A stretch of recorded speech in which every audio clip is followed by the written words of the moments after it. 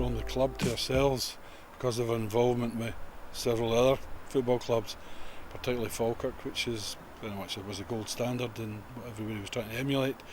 And they contacted us to say we would like to put in a 3G pitch, and that was the first time I came up and saw the club and spoke through the brief and what it was they were looking to do, and all the way through they just said we want this to be what it should be. We don't want to skimp and save, we want the best.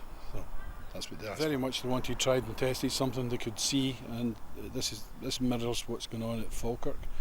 And I suppose you can now look at it and think in terms of all the new clubs that are coming through with artificial surfaces, many of them are putting this in at the moment, the same surface.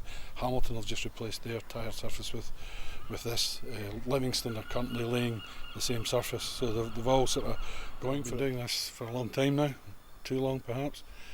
Well, this is formed PSD in 1983. We've been involved in major clubs throughout the UK through our colleagues in the Preston office with Liverpool, Everton, Blackburn Rovers, that kind of thing, and worked with Celtic and Rangers in the past.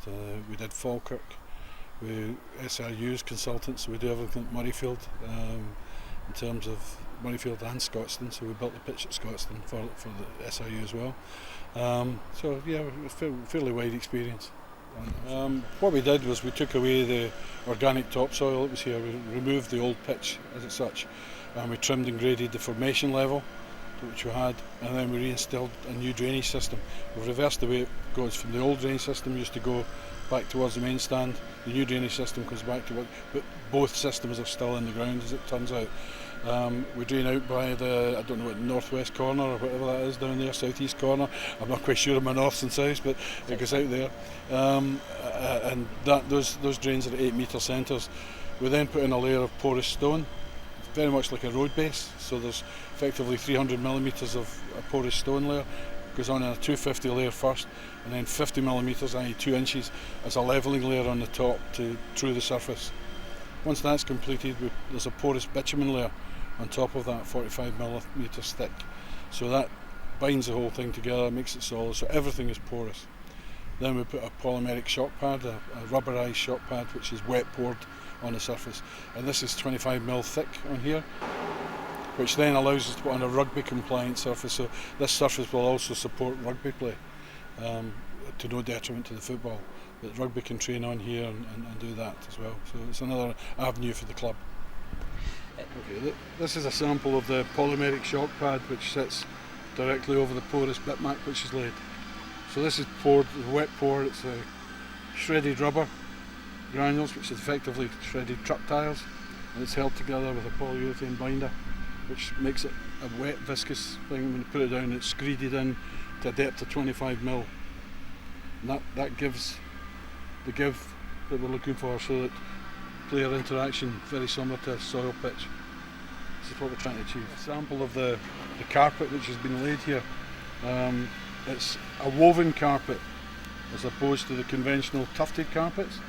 The idea of the woven carpet, it gives it a strength that a tufted carpet is. You can't actually pull the yarn out because it's bound in the process, in the manufacturing process. It's tufted, it's stitched in one line, but it's woven in with additional fibres going that way, which gives it a resilience. It also makes the pile stand up somewhat. It's more erect even when it comes straight off the rolls. So the natural consequence is that the carpet wants to stand up. That's what we look for in a artificial football field. When it starts to lie over, the football field becomes too quick for the players, the ball runs too swift. So the whole concept is trying to keep the pile erect, and that's what the maintenance is about, and that's what the infill that's going into the carpet is designed to try and hold the pile as erect as possible. So you've got a starter with this because of the way it's manufactured. The process, once you've seen the carpet, we ballast the carpet with a base layer of sand which holds carpet still, holds it down, and we then infill the 3G element is infilling the pile with rubber granulate. And very often people will be aware of the black rubber granulate you see in many of the pitches. In this case we're using a green coated rubber granulate. Aesthetic purposes really, it will look better on camera, etc. And obviously a significant increase in cost.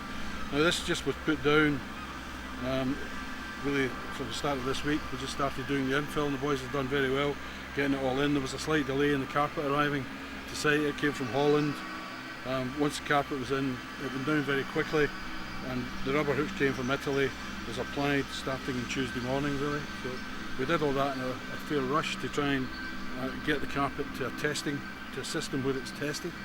So it's now been successfully tested this morning and approved. So it's been tested to FIFA Quality Pro, which is the highest standard we can have, and it passed this morning, and for World Rugby. So the pitch is now suitable and ready to go. It will be lined on Monday and suitable ready for use. So it's ready to go. You should never lose through drainage. You should never lose the drain. The only thing that might cause you problems is snow, and very often that's the stadium that's closed rather than the pitch, because you can't actually take the snow. And sometimes if you get snow and then a thaw and then a fast freeze, you'll have some ice on the surface, so you have to treat that. That can put the game off. There may be some water stands on the pitch initially. You get a bit of a static charge when the carpet's first laid. So for the first few weeks, a light shower, often you see a glisten of water on the surface. If you just give that a sweep with your hand, it's bone dry underneath, it's just tension, it's just stuck on the surface, but that'll go away. If grass is variable, this probably won't be. We don't see this. We've got a full irrigation system on here, so we'll be wetting the surface, slicking the surface for the players' comfort and for the speed of the ball. This will be the same every time. You can turn up and see Starks Park in August, September, lovely. I don't know how it was in December, January, February.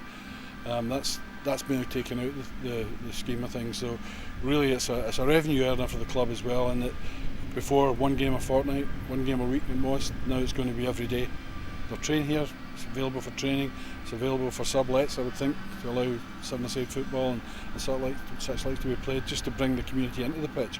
But that's a decision for the club, not for me. But I presume that's the reason why they've put this in. They'll have a business plan.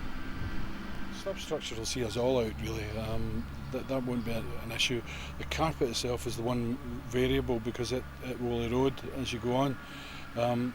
This is as resilient a surface, I think, as there is. And there's, as I say, there's several other carpet manufacturers making carpets of this kind of quality now as well, and they will last a significant time if they're maintained properly. So it's all down to how the club look after it once the play starts, and how they manage footwear and such like to be playing on it.